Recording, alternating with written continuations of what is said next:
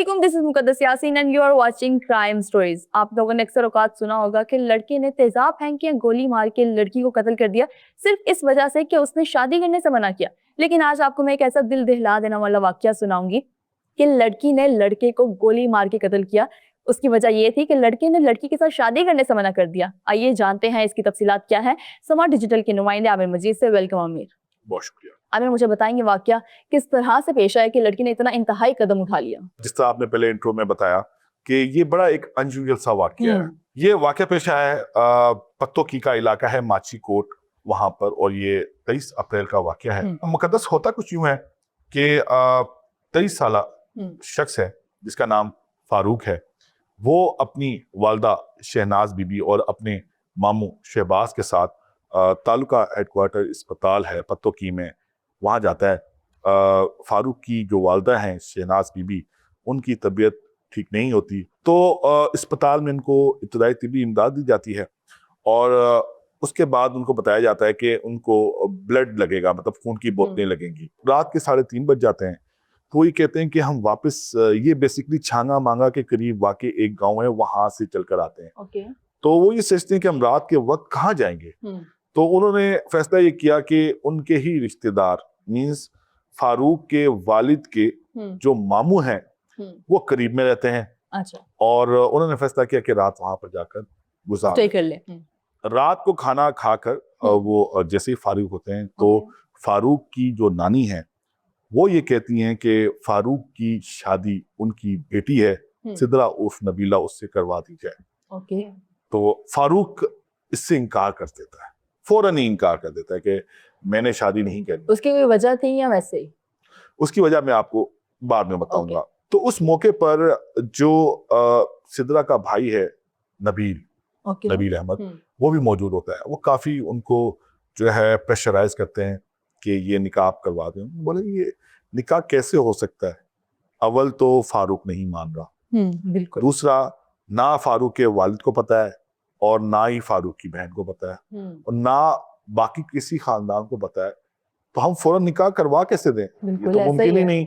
और फारूक जो है वो बिल्कुल ही नहीं मान रहा था कि मैंने सिद्रा से शादी करनी है। तो सिद्रा इतने में कमरे से आती है और वो आकर फारूक को कहती है कि अगर तुमने मुझसे शादी ना की तो मैं तुम्हें मार दूंगी।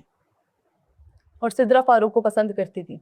जी, सिद्रा फारूक को पसंद करती थी या नहीं करती थी, लेकिन फारूक सिद्रा को पसंद नहीं करते थे। अब वहां पर एक माहौल बन गया। उन्होंने कहा कि तुमने बात कैसी की? फारूक की वालदा ने, फारूक के मामू ने भी इस पर काफी एतराज किया कि ये एक लड़की आकर इस तरह की बात कर रही है और ये बिल्कुल भी मुनासिब नहीं है, आप ज़दोकोप कर रहे हैं। खैर, रात काफी हो जाती है, सब सो जाते हैं। सुबह कोई 7:45 बजे चीखो पुकार की आवाज तो आती है, लेकिन वो उठ नहीं पाती। वो उठ इस वजह से नहीं पाती कि रात को सोते हुए दूध के अंदर सिद्रा कोई नशावर चीज मिला देती है। वो अंदर जाकर कमरे में जब देखती हैं तो फारूक जो है वो जख्मी हालत में पड़ा हुआ होता है। तो काफी देर तक तो वो उनसे सवाल जवाब करती हैं, या आप लोगों ने क्या कर दिया। उसके मामू भी नींद बेहोशी की हालत में होते हैं, वो भी उठ जाते हैं किसी तरीके से। वो भी जाकर उनसे मालूम करते हैं कि ये आपने क्या जुल्म कर दिया। उस वक्त फारूक जख्मी होता है। फिर उसके बाद 9 बजे जो है रेस्क्यू 1122 की गाड़ी आती है और उनको पहले इब्तदाई तिब्बी इमदाद के लिए तालुका हेडक्वार्टर अस्पताल पत्तोकी लेके जाते हैं। वहां पर डॉक्टर बताते हैं कि इनको जिना अस्पताल लाहौर ले जाया जाए। तो फारूक को जैसे ही यहाँ लाहौर मुंतकिल किया जा रहा होता है तो इसी स्ना में उनकी सांस जो है वो निकल जाती है और वो इंतकाल कर जाते हैं। आमिर, मेरे यहाँ पे बहुत सारे सवाल जो है मेरे दिमाग में आ रहे हैं कि सिद्रा ने क्या रात को ही ठान ली थी जब उसको मना किया गया कि उसने इतना प्री प्लान ये सब चीजें की, रात को उसने नशावर गोलियां मिला दी दूध में, फिर उसने मारा किस तरह से, ये सवाल मेन है। मुकद्दस मुकदमा इल्जाम नंबर 617/26 पत्तोकी सिटी थाने में दर्ज हुआ है और मजमुआ ताज़िरात पाकिस्तान की दफा 324, 148 और 149 के तहत, और ये फारूक के वालिद की मुद्दत में दर्ज हुआ है। अच्छा, फारूक के जो वालिद हैं उनसे हमारी बात भी हुई। उन्होंने हमें बताया कि उनको तकरीबन कोई 8:45 बजे पता चला कि उनके बेटे को गोली लगी है, तो वो वहाँ गाँव से भागे और जैसे ही वो जाए वकुआ पर पहुंचे हैं तो उन्होंने देखा कि सिद्रा का जो भाई है नबील अहमद, उसके हाथ में पिस्टल था। लेकिन जो फारूक की वालदा हैं वो ये कहती हैं कि जब वो सुबह उठी हैं शोर शराबे से, जब उन्होंने जाकर अंदर देखा है तो पिस्टल सिद्रा उर्फ नबीला के हाथ में था। मींस कि जो गोली है उस सिद्रा ने चलाई है। लेकिन जब गोली चली तो गोली चलने की आवाज क्या किसी ने नहीं सुनी? बिल्कुल ऐसा ही है कि गोली चलने की आवाज फिर बहुत सारे लोगों ने सुनी, लेकिन जब वो वहां पहुंचे तो फारूक को गोली तो लग चुकी थी। बिल्कुल ऐसा। और वो जख्मी हुआ था। अच्छा, लेकिन आमिर मुझे ये बताइए कि फारूक ने शादी से मना क्यों किया? मुकद्दस ये एक लंबी कहानी है, लेकिन मैं इसको मुख्तसर करके मैं आपको बताऊंगा। जो सिद्रा है उसकी 2 शादियां पहले भी हुई हैं। ओके। और उसके 2 बच्चे भी हैं, एक बेटा है और एक बेटी है। उसकी पहली शादी उसके मामू के घर में हुई थी, फिर उसको तलाक हो गई। फिर उसकी दूसरी शादी हुई अब्बास नामी एक शहरी है उससे।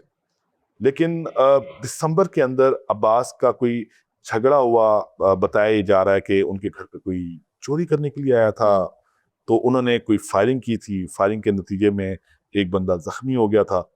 तो इस सिलसिले में पुलिस ने उसको गिरफ्तार किया और वो आजकल जेल में है। मैं आपको बात बता रहा हूँ दिसंबर की, मतलब अभी 4 महीने गुजरे नहीं, अभी उसका शौहर जेल के अंदर है और उसके घर वाले उसकी तीसरी शादी करवाना चाह रहे थे।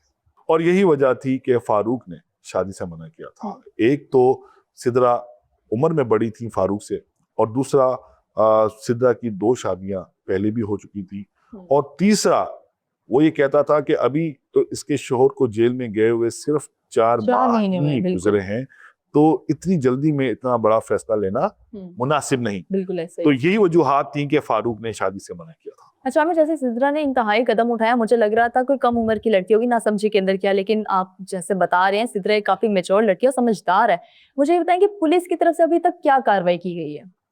पुलिस ने कार्रवाई करते हुए सिद्रा उर्फ नबीला और इनकी जो वालदा हैं आयशा बीबी, उनको गिरफ्तार कर लिया है। लेकिन इनका जो भाई है नबील अहमद, वो ताहाल फरार है।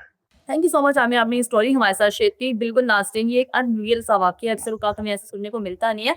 उम्मीद करते हैं कि पुलिस फरार मुलजिम को जल्द गिरफ्तार करेगी। हमें दे आज की शो से इजाज़त, मिलेगी आपको नेक्स्ट शो में। तब तक के लिए अल्लाह हाफ़िज़।